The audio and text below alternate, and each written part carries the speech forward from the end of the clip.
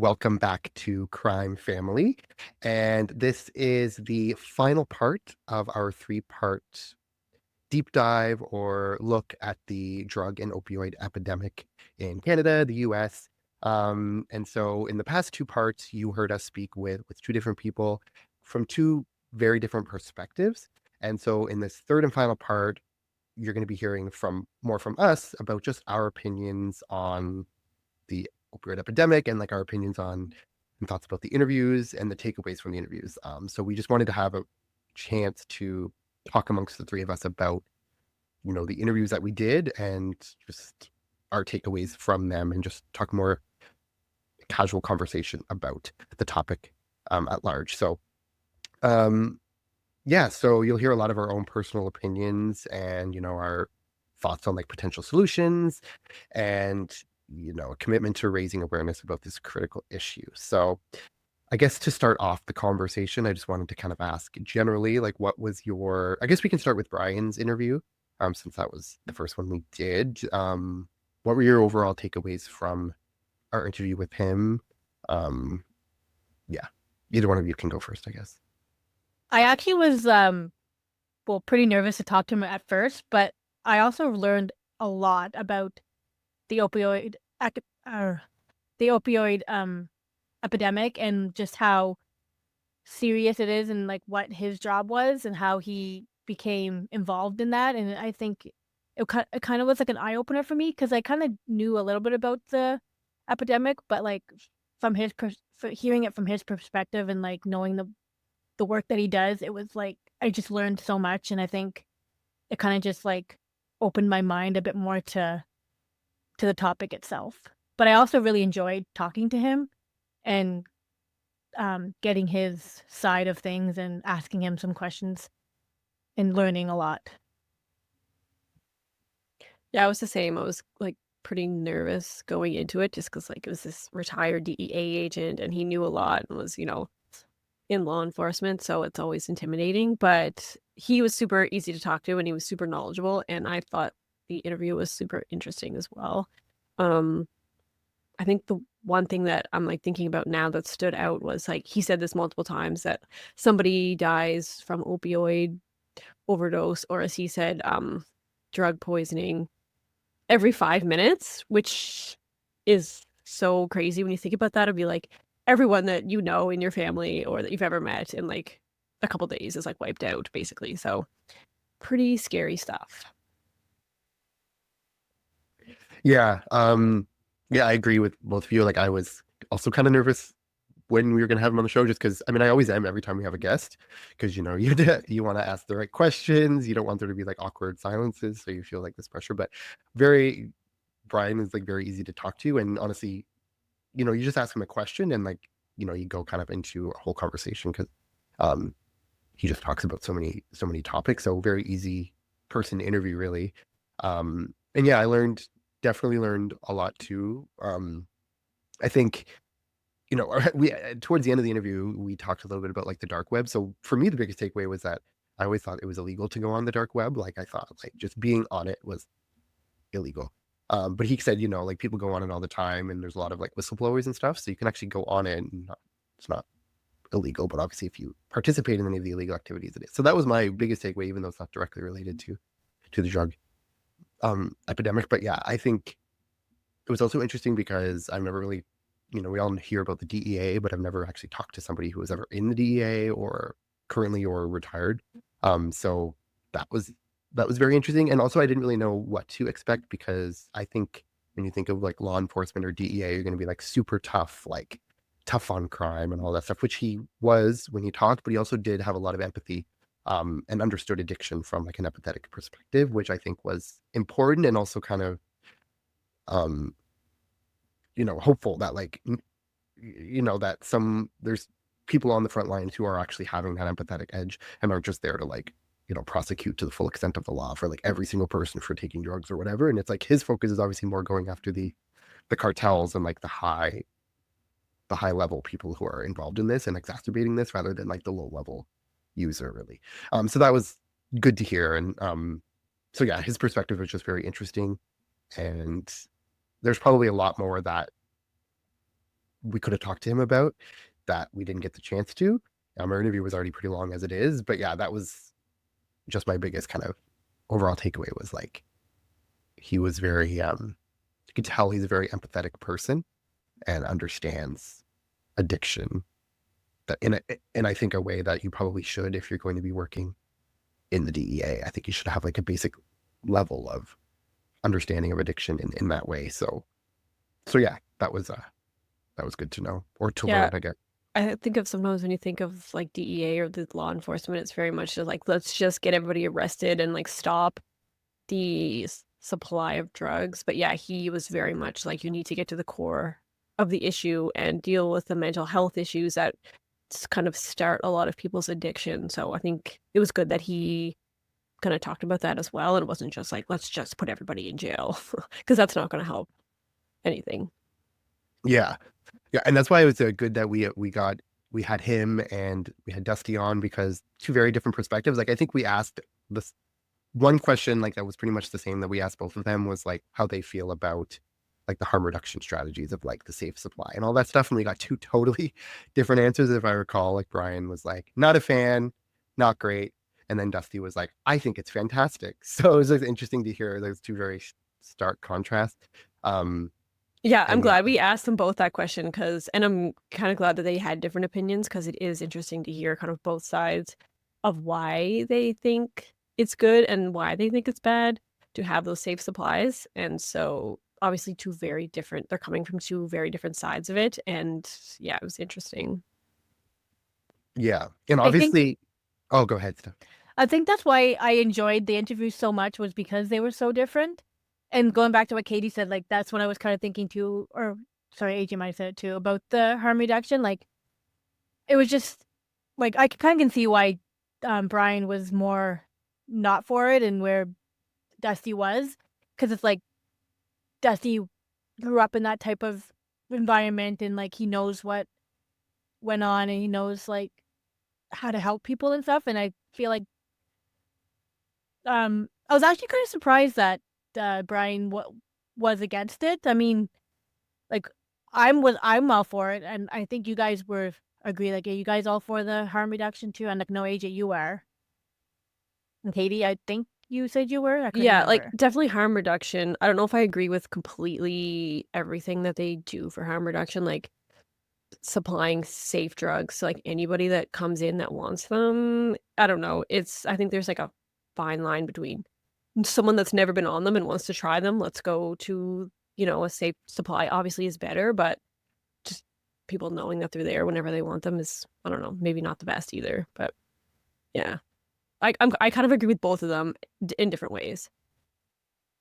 Yeah, I think it's like a spectrum too, right? Like there's, minimal harm reduction and then there's like the full on, like, which is a very progressive harm reduction, right? Which is like more of what that is talking about of like the safe supply and all that stuff.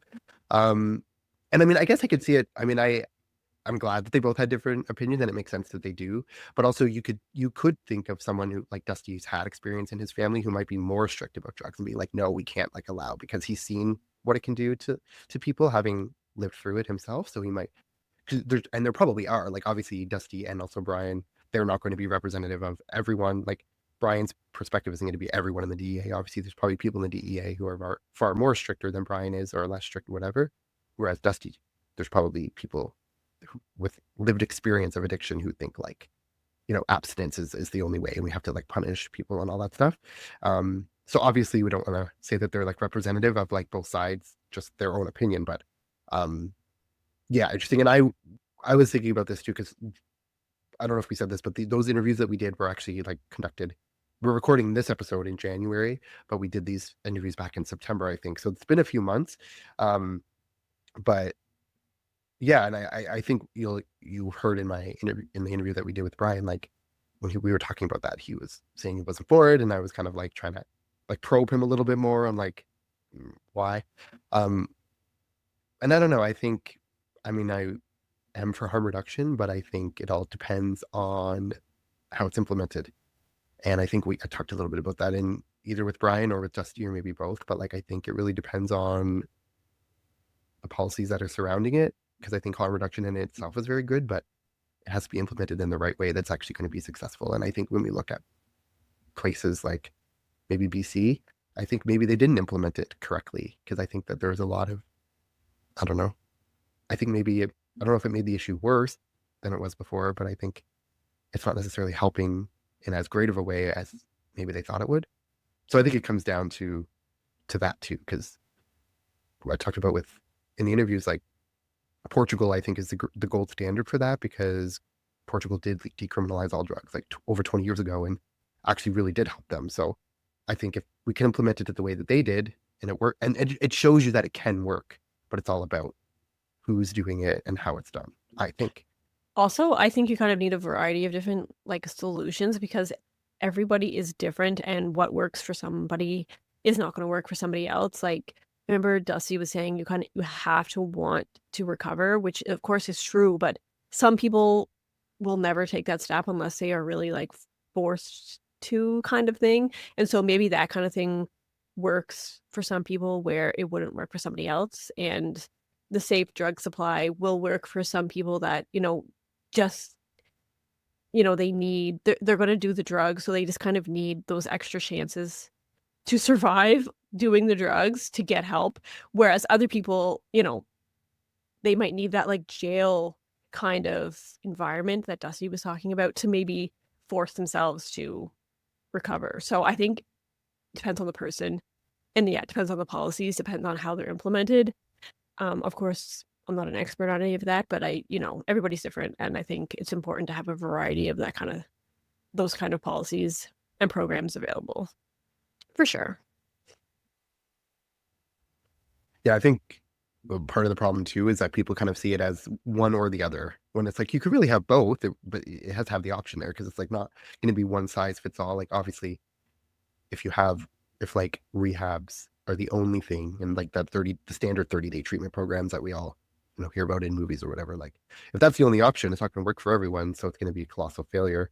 And then harm reduction, maybe there are people who want to go into treatment, so you can't have just that option that doesn't really focus on treatment. It's more of like reducing the harm or whatever, right? So you have to have both things and provide both options for people, I think.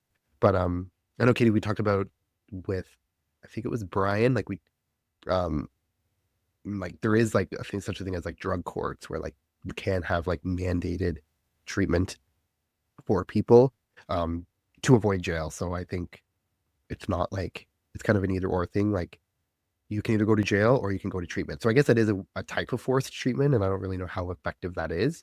But again, everyone's different, right? So I guess if it works for someone, I think that's all that matters, and it can work for someone, but it's just not going to work for everyone. So you Yeah. really shouldn't be forcing people into one Yeah, model. and I think even things like it's a voluntary sign in where you're agreeing that you're going to be forced into something sort of thing. Like, yes, I'm signing up for like a 90-day program where I will not be allowed out. I'm not allowed to interact with certain kind of people, and I'm like volunteering for this in advance so that when I am locked up, sort of, and I am confined, it was like I kind of agreed to that already. And so I can be mad about it, but I did it to myself, so it's kind of more accepting. I don't know if that's like a thing that people do or if that's a thing, but I mean, I feel like that could help some people. It's their decision, but now that they're in, they're not allowed out kind of thing. That could be helpful.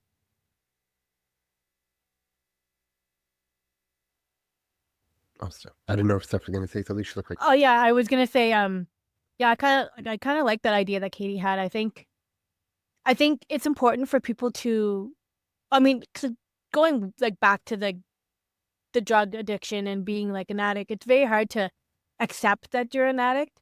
And I think if, like Katie said, if you agree to go to this program yourself and then you get there and you hate it, it's like, well, you signed up for it. Like you need to. I think you need that pressure and you need that motivation to stick with it. Because a lot of people go to rehab and then like they just get out like in 5 or 6 days because it's not what they expected, and nobody can stop them. But I think if you have a contract and you like sign it and you volunteer yourself to go, then I think it might be beneficial to those people who really need the help.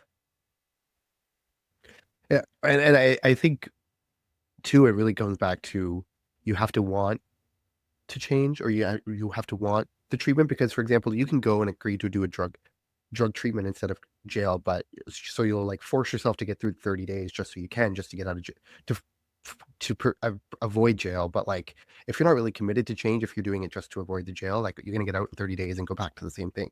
So it's like you have to really be committed to actually want to change, not just like go through the motions just to get through it. And I think that's really where it is. So I think like obviously drug court's a good thing, but I also think you have to be doing it for the right reasons. Like you're not, it's not a magical thing, like complete this 30 days and magically you're going to be fixed. It's like you have to commit to it, for that 30 days, but then also for the years after that. Yeah, So and that's why I think, like, support and programs after you're out of rehab, like, are important. Because as soon as you get out, now you're on your own again. Like, you need support to, be surrounded by people that aren't doing drugs. You need support, like, to maybe find a job, find somewhere to live, and if you just, like, let out of this program right back to where you were before, like, that's not helpful. So I think they need kind of, like, even like years worth of support afterwards to get themselves to a better place when they're out than they were when they are in. So, unlike a lot of people might not have that support system with their family or friends when they get out, because that's the reason why they're in that situation to start with. So, just going through a program itself isn't always enough. You need support afterwards. And I don't know enough to say that that there is those kind of things available. I feel like probably not as much as there should be.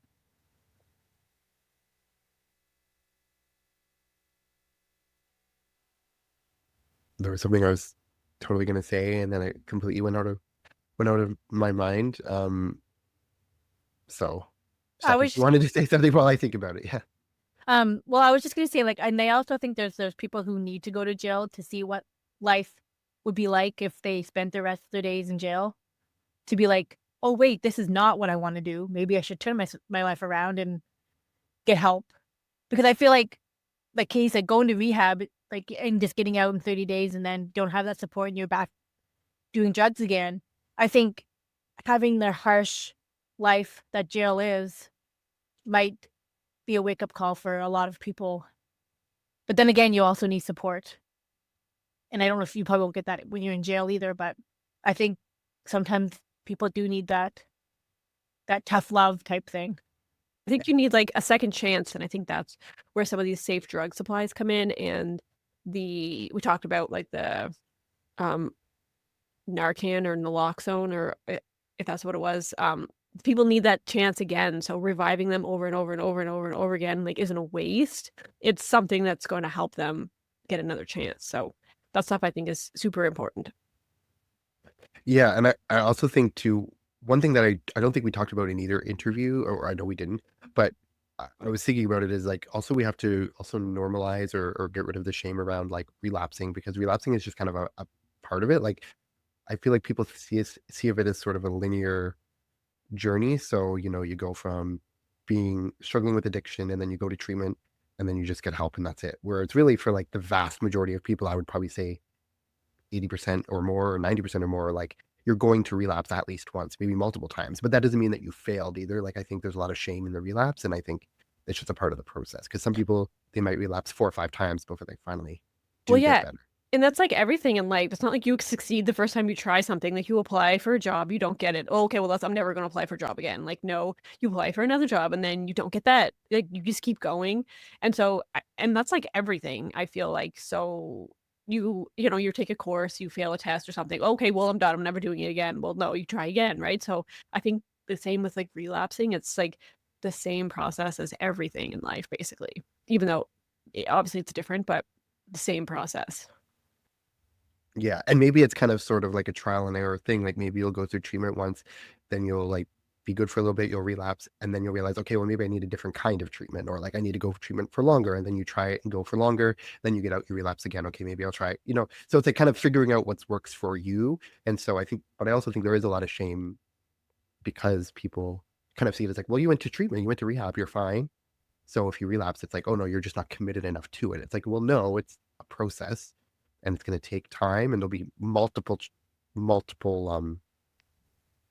attempts before Yeah, you you succeed. and like Brian said, you need to address like the root issue of what was happening. Like you can be addicted and then go through rehab and yeah, now you're out and you're clean again, but those root causes of why you got addicted in the first place are still there. Like you still might have those mental health, the trauma, like the PTSD kinds of things. And so if that's not addressed, then how are you ever going to get over really why you got addicted in the first place? So that's, I think, where the focus needs to be for sure. And I think that's where kind of like a combination of the safe drugs supply, safe injection sites, and also addressing the root cause, they have to work together because if they don't, if you're not going to address both those things, then it's just not going to work.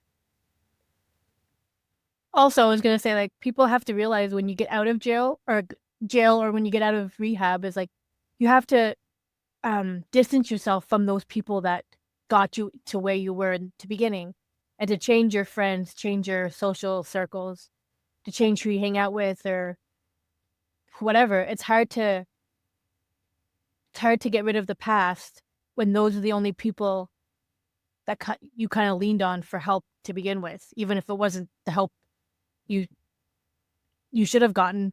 But like just to like uproot your whole entire life and go somewhere else with where you don't know anybody can also be detrimental to your mental health when you have nobody else to support you. So people have to realize it's really hard for those people to find new friends, find a different social network, and just get away from those people because when you get out of jail, where are you gonna go? The only place you know is like your friend's house because that's the person who picked you up from the jail. I don't know. Do you know what I mean? Like Well, it's true. it's really Yeah. hard. People don't have the means just to like move their entire life somewhere else, right? Like, especially if they have a family, if they have kids or something, they're not just going to move to like a different country, different city and start over because they can't do that. They don't want to separate from their family. So I think that's the thing you have to realize too, is that sometimes you can't get out of that situation as easily Mm. as some people might think. Yeah, Because that's what I was gonna say, even if you did have the means to uproot your life and move to a new city, I think we can all agree, and I think research has been done that like a big cause of addiction, or one of the causes, is loneliness, social isolation. So you move to a whole new city, you don't know anyone. So then you're feeling lonely, you're all by yourself, you don't have people around you that will support you or can support you. And I guess you can find like, AA or NA, like those kind of meetings or groups, but like that's really hard to do. So what are you going to do in that first night by yourself in a brand new city, in a brand new apartment, you have no one around you? Like to me, that's really hard. That might be even harder than going back into the same people. So it's like, what do you do? It's like almost like either option isn't really ideal. It's really about, the people that are around you and supporting you, but in a way that's like not going to put you back into a similar situation that you're in before. So, and that's Yeah. kind of like sorry. Go ahead. And that's kind of like where Dusty kind of like mentioned like it was his mother that was addicted. So like for him to get away from that, he had to get away from his whole entire family. But then he has to leave behind his brother and his sister. And it's like, how do you just leave them there with their mother?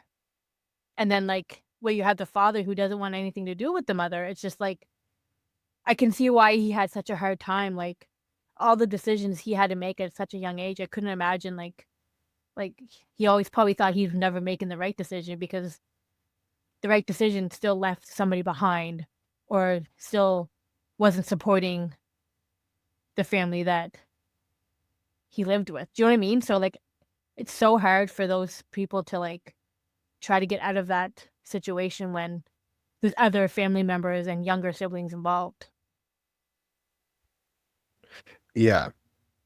And I think one thing I think kind of told Dusty that, but like he was a very good storyteller, or he was very like vivid with his description. So it was very easy to kind of picture, and he kind of talked kind of at length of like that stuff. He said stuff of those sort of decisions that he had to make at a young age, and like what he had to deal with when he was younger with his mother who was struggling with addiction. So it's kind of, and also to the importance of knowing that like it's an entire family around that person that's impacted by addiction. It's not just the person who has the addiction. So that's why it's also like the family needs support. There's like support groups just for families of people with addiction. So it's kind of an all encompassing sort of thing. And I also wanted to go back to one other thing that we were talking about, is where kind of all of the different sort of strategies need to work in tandem. Because I was thinking of this scenario of like, say if somebody goes to treatment, and then they get out and, they're going to relapse, but they go back to, they relapse and they go into a back alley to relapse and they don't do it in a safe way, then they die. And a lot of times that's what happens because like their tolerance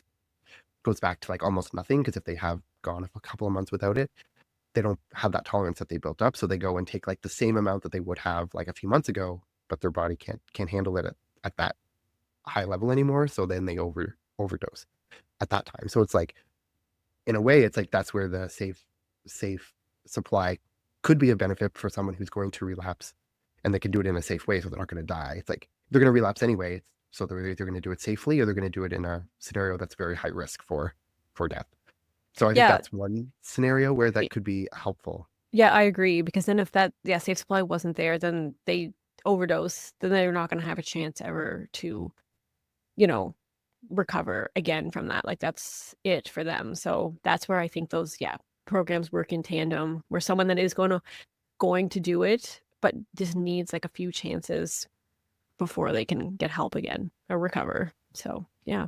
And I was also thinking like sometimes people like are like, nobody's born an addict, but like let's say you go to the drugstore because you have back problems, and what are they going to subscribe you? They're going to prescribe you a painkiller, and then you become addicted to painkillers. That's like, I think a lot of the root problems of some people starts with the pharmacies. Please don't discontinue our doctors. Yeah, they give you prescription. Let's talk about this whole epidemic kind of started was from overprescribing legal opioids. Like I remember like Dusty and Brian kind of talked about that. So that's kind of where the whole thing started, was the big pharma pushing these legal, quote unquote, non-addictive opioids on everybody. Like even like when I think Katie had probably the same thing what happened to her when she was pregnant, when she went into the hospital. Like they were going to prescribe me like Oxycontin for my like C-section that I had to go through, but obviously I said no. I got some other like Tylenol 3 or whatever it was. So I was like, I'm not taking that. Like the pain, yes, the pain's awful, but I will deal with the pain than take this drug that I don't need. Yeah, I was prescribed oxycodone, and I didn't even know really about opioids back then because I was like 12 years ago or something. It was like I said this in the interview, like our mom was like, no, like, oh my God, don't take that. And I had no idea. And her saying that was like, okay, maybe I won't take this. And I didn't. So, but yeah, I mean, it could be something as innocent as that. And now you're dependent on that kind of thing. And like we said, it changes like your brain chemistry. So your whole like life is wrapped around this drug, this feeling that you need to feel better kind of thing. So it's scary. I just feel like there's I'm sure there's alternatives to different pain, but I feel like that shouldn't be the first thing that doctors prescribe you. I feel like they should just like prescribe you something less addictive, but I guess any pain medication can be addictive. I don't think it's just that type of. And it was marketed as, oh, it's not addictive. So can you imagine if there was something as strong as like Oxycontin that just wasn't addictive? Like, yeah, that would be your go-to because it helps you, then you recover, you're not addicted, you just get off of it because you don't need it. Like that's how it was marketed. So it was like, yeah, okay, for sure, let's give this to everybody because it's going to help them. And then they can just get off it because they don't need it. But that obviously is not the case. And it's crazy that there is nothing that works as good as that isn't addictive. Right? Like, it's just, I don't know. It's crazy, like the chemistry of it. Yeah, I think when it started out, like you could put probably the blame solely on the pharmaceutical industry because they conned the doctors. They, went in and had meetings with all these doctors and blatantly lied to them or heavily misled them. They knew it was addictive, and they just like said it wasn't. It was it was a whole planned thing. It was crazy. Yeah, and then maybe the doctors were maybe complicit a little bit later on, and maybe they knew or they started seeing their patients becoming addicted to it, and like because I read and like I knew all this stuff, like Brian talked about Purdue Pharma, which was like the main offender of this in the 90s. But I read a book called Dope Sick, which was about that and about the kind of what led up to the opioid epidemic and all about Purdue Pharma and how like families of victims were then like sued Purdue Pharma because of this. But like the doctors, I think were a little bit complicit in that too. Like they got bonuses for every prescription that they, the pharmaceutical company would give bonuses to doctors the more they prescribed it. So I think like the doctors were obviously complicit, but yeah, I've heard, They weren't given the full information at the beginning either. yeah, and some of them definitely kind of knew what they were doing because I've heard other podcast episodes like American Greed or something, and how these doctors were just basically just like legal pill mills where they would see like hundreds of people a day somehow. Like they'd come in, wouldn't even really get a test, and they would just write a script, and there would be people traveling from, all over the state to get to these one like clinics, and they'd be lined up out the door all day. And these doctors, like this doctor would be just making millions, just like cashing in on these drug addicts because it was illegal. And yeah, there's a lot of that happening, and like that was a huge part of the problem. People that were taking advantage like that. The doctors that were prescribing were taking advantage. You guys all watched that series of Painkillers, right? Yeah. Like Yeah, when we I watched that, like my mind was blown. I was like, what am I watching right now? Like these companies and these doctors, I'm just like, Like it's crazy to me. I'm pretty sure that show Painkiller, I actually didn't watch it, but it's based on Dopesick, which is the book Oh, okay. that You I should read watch it. that came out. Anybody who's listening to this should watch it. Yeah, we talked about this with like a time we mentioned it with Brian, and like I said, I did watch it and I looked up a lot of the stuff that they talked about, and it is like factual. It's like they're not making a lot of this up. It's true, like what happened and what they did. So it's really crazy. Yeah, and the book was infuriating too because it was talking about like because it would go into like different chapters would be like the different families or like the different victims and in these like small towns like and some people for the first time would try this drug or whatever or like and it was horrible. Yeah, that was part so of this documentary. It was like one case that they had, or not this documentary, but this show based on, Purdue. And it was he got a back injury, and he was prescribed Oxycontin, and he just needed more and more and more and became addicted, and that's how his life was ruined. Like he had a family, he had his own business, he worked hard, and that's just what happened to him and where he went because of this. So yeah. yeah, so I guess that's definitely everyone add that to your watch list if you haven't. I'll add it to my own because I didn't see it, but it's I feel like there is also like an actual documentary based on Dopesick, but Painkiller is like fictional, right? Like it's actors, right? Like Yeah. fictionalized, but it's very accurate. Yeah, who's the isn't, like- main guy? The Purdue guy. He's what's his name again? Oh, Let me look it up. I can't Me think of his too. name. But there's also how to fix a drug scandal is also a good documentary Oh yes, to watch. that is a documentary on Netflix. Yeah. That was a very good Netflix, one yeah. too. Also, I think it's called The Pharmacist, which is I watched that too. yeah, that's like a real guy whose son died from a drug overdose, and that goes into one of these like pill mills where the legal doctor was just like prescribing these pills to anybody that walked through the door. There are a lot of documentaries out there on drugs. So if you're interested in this topic, there's plenty to watch. Yeah, I was actually looking it up, and maybe I was okay. So, Dopesick. There's actually a series, Dopesick, which is like a fictionalized mini series based on the book Dopesick. So I guess that wasn't the one you were talking about. But Painkillers is the same topic, so it's probably very, very similar anyway. But I don't. Yeah, Matthew Broderick. He played Richard Oh, Sackler, who's like the Oh, Purdue family, right? So yeah, he's super good at it. He's so good. It's so infuriating. Like right? It's so frustrating. Like his character, how much you hate him. Like that's how good of an actor he is, because he's just like, oh, you're just like fuck this guy. Like, ugh, he's so annoying. yeah, because the Sackler family. I think Brian talked about the Sackler family. Yeah. Like, yeah, that's for Purdue. Yeah. And also too, it's like really hard because it's a pharmaceutical company that Brian said makes billions of dollars a year from one drug. So if they have to pay a settlement of whatever it was, 600 million, it's like pocket change to them. They don't care. They'll pay whatever it is to just get people to stop talking or whatever. Not that would make them stop talking if they get the settlement, but maybe they have to sign something. But But yeah, Just not imagine really- you're a victim or something happened to a family member, and like this huge company is offering you like a couple $1 million just to like shut your mouth. It'd be like tempting, right? It'd be like, yeah, I could use that money for sure, right? So why wouldn't you take that just to like just let it be kind of thing? That's the power they have. It's crazy. Yeah, and they know they have that power too, so they don't really care about, Yeah. you know. Can imagine, like, if you were right now offered $5 million to just, like, stop talking about Purdue, it'd be like, "Yeah, okay." Right? Like, well, it'd be hard to say no to that. Yeah. Yeah.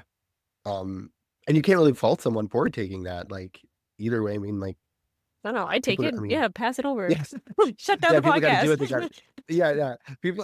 People got to do what they got to do, right? Like and also too, like if maybe this person who did die that they're like fighting because that person was a victim, like maybe that person went to rehab multiple times and maybe they're in debt all this money because they had to pay for rehab, so they have to pay all these expenses. So maybe the 5 million would help them do that, right? So like you can't really blame someone for doing that. It's really like all the fault is of the But it is frustrating pharmaceutical. at the same time because these people are just handing out money like it's candy.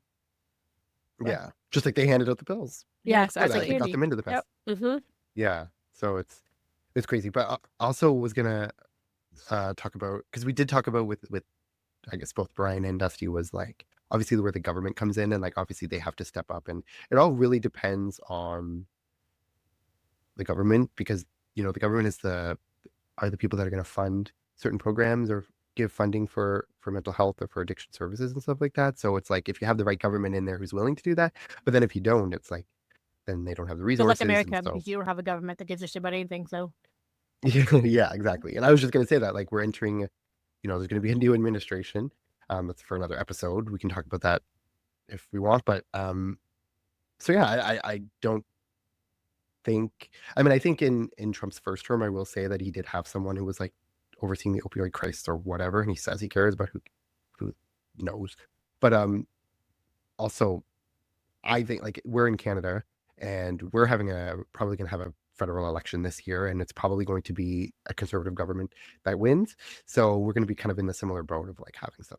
He's probably not as bad as Trump, but like someone, just a conservative government who's can be very um conservative, but like very focused on punishment. So it's not gonna.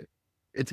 I mean, I don't really see any harm reduction services being given any type of funding under the conservative government, because obviously, and you can have your own opinions about the liberal government and maybe how they handled the opioid epidemic and maybe some of their like super progressive policies, like the decriminalization in BC that people complain about and say that it was a mess.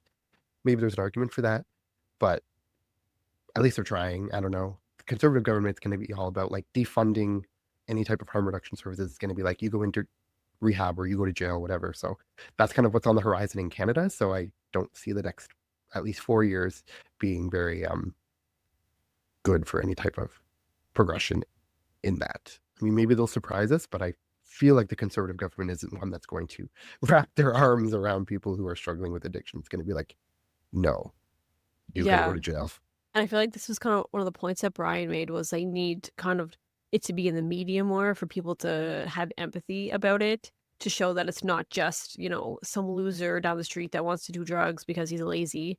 It's like actual people, it's like real people in your family that didn't mean for this to happen, but it did happen. People that are struggling mentally, like those are the people that are affected. And it's probably people you don't even know about that are struggling. So I think it does need to kind of blow up in the media that this is happening, why it's happening, who it's affecting, and how people can help, and to like, not just like forget about it, like at a sight, at a mind kind of thing. It's like it needs to be a real thing that everybody is concerned about.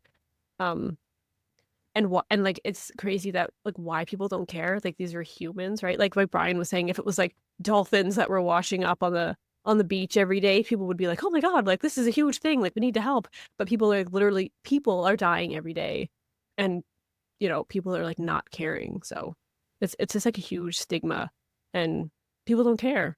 It's crazy. Yeah. And yeah, and I think like even since September when we had the interviews, like I was always very like Steph said and I've said I'm like pro harm reduction, obviously, but then like you see how maybe it is implemented in places like BC, and it's like, well, what has it really helped or has it made it worse or whatever? So you have a lot. I think there's a lot of people probably in Vancouver who are unhappy with the kind of progressive policies of the Liberal government for funding harm reduction or safe injection sites or whatever, which I do believe in. Um, but that doesn't mean going to the other extreme is gonna help anything either, because it was an issue before Justin Trudeau was the prime minister. So what was the conservative government doing before that to help it? It was still obviously an issue. So I think it's always going to change because they're both on such opposite sides and have such different beliefs and policies that it's like, it's just going to keep going back and forth, like back and forth. Is that really? So that's why we talked about with Brian. It's like everyone sort of has to kind of, you know, leave their egos at the door and just like come together, because like everyone wants to just own the other side, or like, I don't know. That's my thought. And also the public opinion too, because everyone's so divided on the issue just in the general public that like you're gonna have half that population pissed off with either direction that it goes in. So how do you, as someone who is a politician coming in to put in a policy, how is you're gonna make half the country hate you regardless of which stance you take? So it's challenging all around, I think. Yeah, and I think I was talking about someone about this not that long ago, and they were kind of saying, like, I think it was a good point. They brought up something like how when there's like refugees that come into the country, how they're set up with housing and they're funded, they help get a job, they help get furniture and all these things for their homes. And I'm not saying that we should defund that because that's obviously important, but why can't we set something up like that for people that are recovering or have, struggling, trying to recover from drugs, get them set up into help once they are not addicted anymore, get them housing, get them the things they need, help them get a job, support them as long as they need. And then now they're part of society and they're functioning rather than just, these are people that we can't help. Let's just let them do their thing kind of thing. So we have those programs for other people. Why can't we implement something similar for people like that in our own country now that need it? Mhm. Well, it's just an interesting perspective.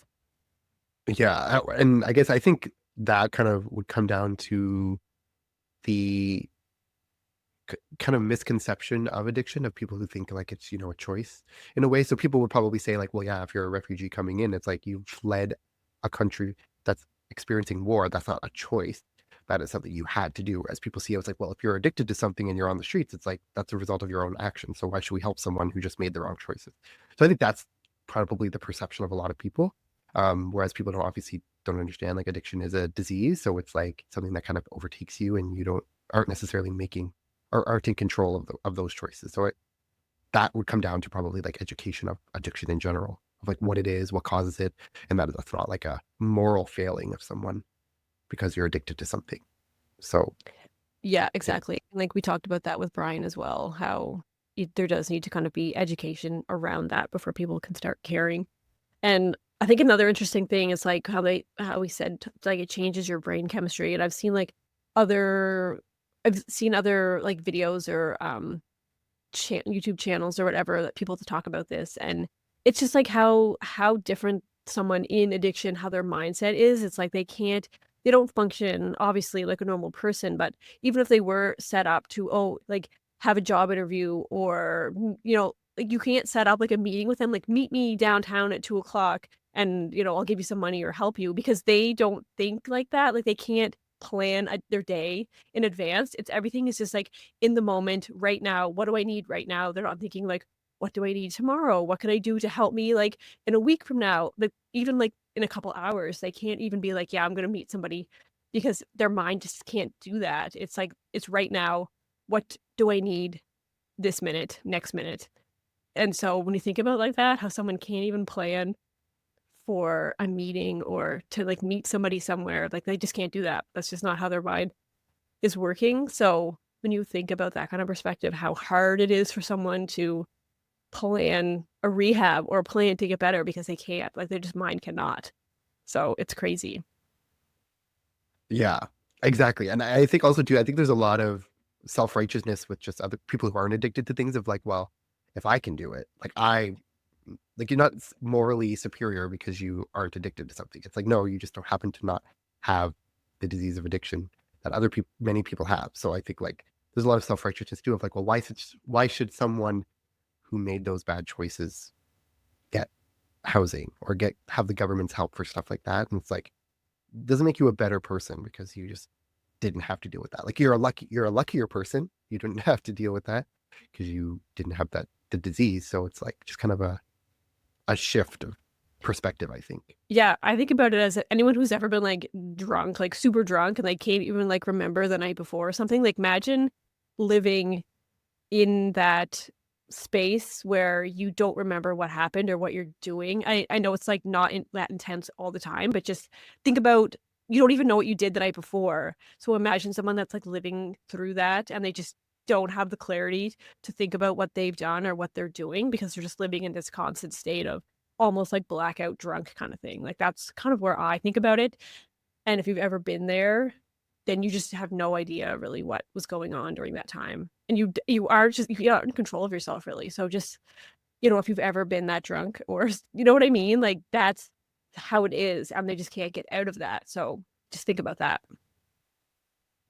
And also, I've just kind of a good perspective or way to think about it is like obviously when you look at the root cause of addiction for a lot of people, it's like trauma and you're growing up, whatever type of trauma that is or whatever it was, but trauma of some sort. And like people just get so, and a lot of people who have like concurrent disorders, right? So not just addiction, but they'll have like addiction and depression or addiction and anxiety or addiction and another type of mental health disorder. And so a lot of people, it's like the only way, like just think of like your day to day, how you normally feel when you're like feeling good. Like that's just your baseline. For someone who has that type of trauma and is so mentally, you know, overwhelmed, it's like their baseline, like they need to take the drug to get to that feeling of normal, to be their baseline. Like they wake up so miserable and so horrible every single day that the only way that they can feel that normal baseline is to get that drug.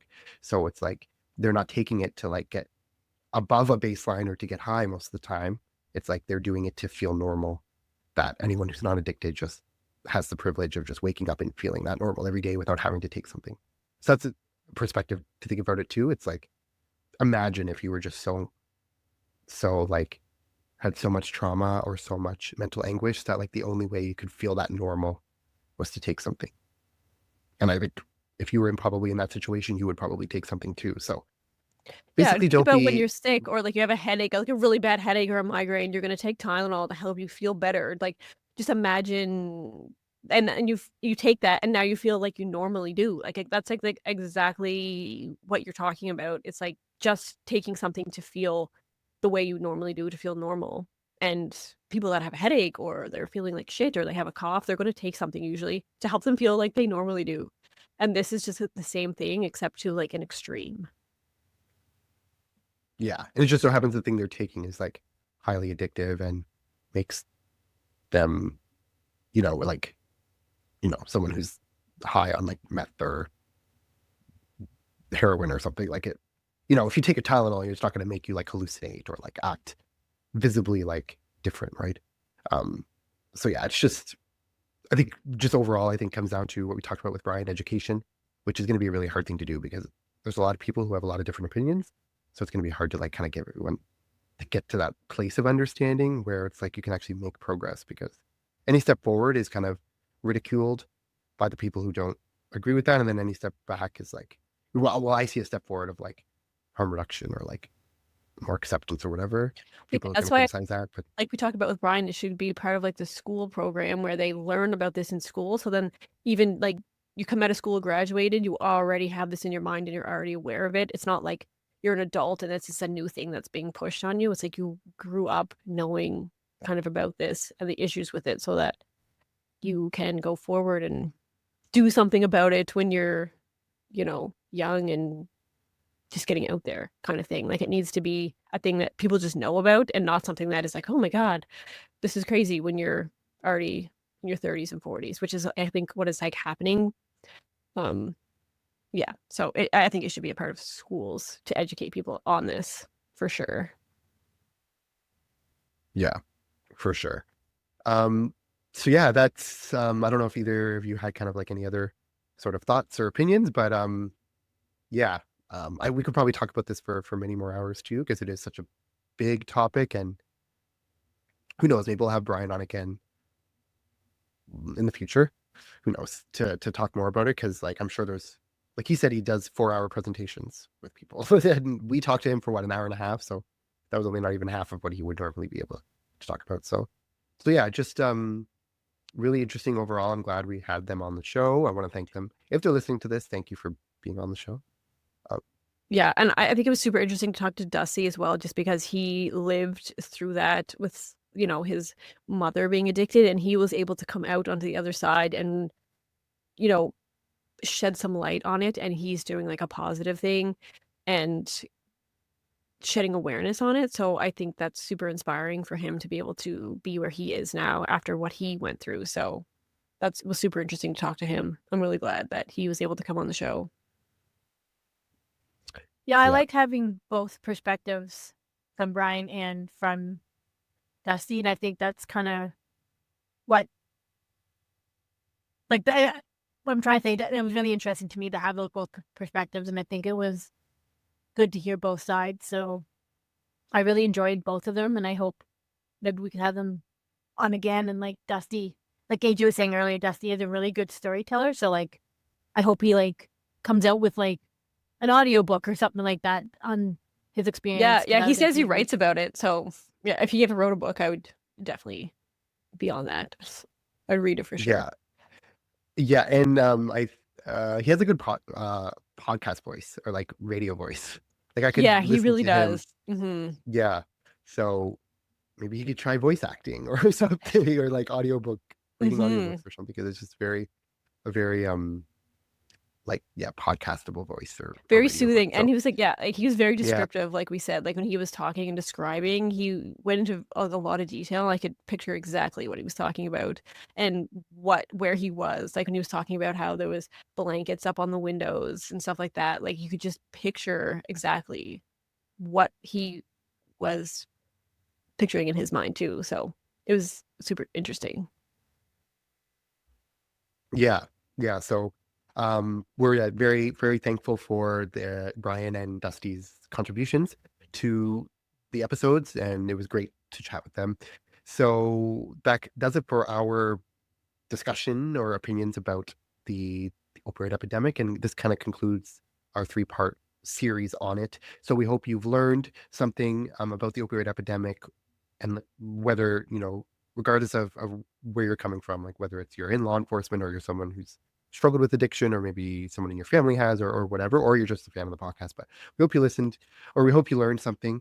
And yeah, we're very, very happy that we had Brian and Dusty and had the opportunity to talk to them.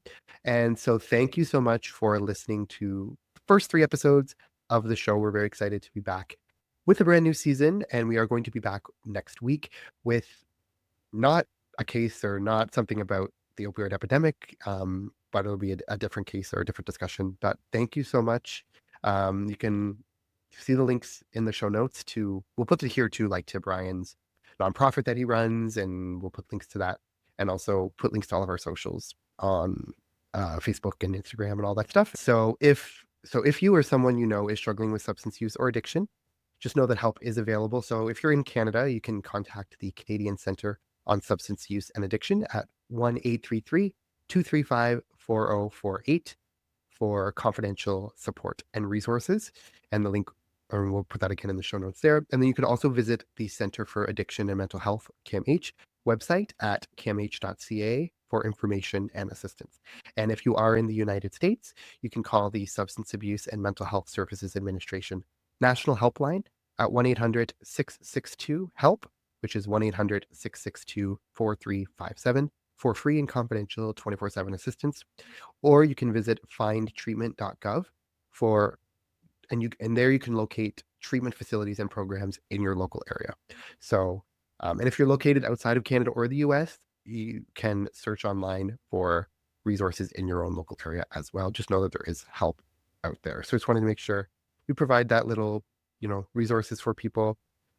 And yeah, thanks so much for listening. And until next time, take care. Bye. Bye.